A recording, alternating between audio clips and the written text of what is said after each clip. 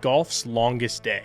The only day where a 35-year-old dentist and a high school student can both secure a spot in a major. And as it's now wrapped up, here's a quick breakdown of exactly how US Open qualifying works and the storylines from this year that show just why it is so special.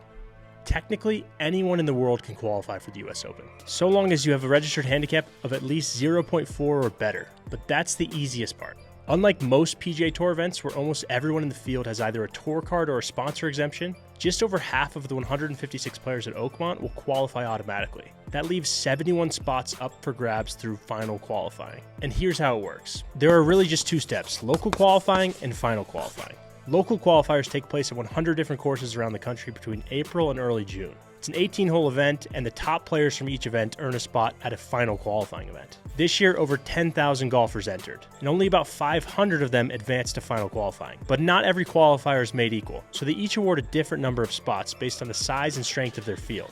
For the players that make it through, they're assigned to one of 13 final qualifying sites. And this year, most of those final qualifying rounds took place on Monday, June 2nd, the day known as golf's longest day. It's a 36-hole single-day marathon, where the top spots at each site earn a spot in the US Open, with the amount of spots again being determined by the size and strength of the field. Every year, there are all kinds of storylines that only golf's longest day can deliver.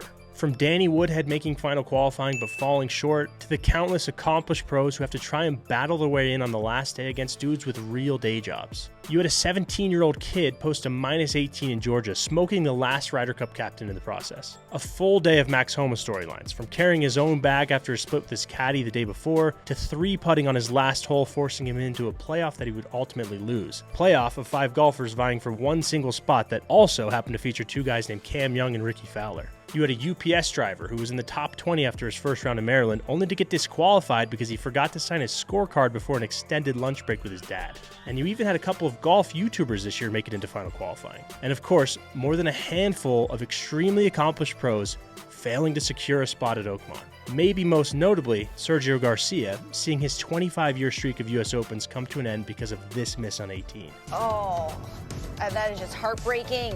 If not also because of his tanking in the world golf rankings due to his LIV involvement. See, US Open qualifying is the ultimate equalizer, and there's really nothing else like it in American sports. 2 great days of golf is all it takes for someone to earn the best opportunity of a lifetime. So keep that all in mind when you turn on the TV on June 12th, and there are a few more names than usual that you don't recognize on the scoreboard. These are the guys who earned their way there, and the storylines that make this game so interesting.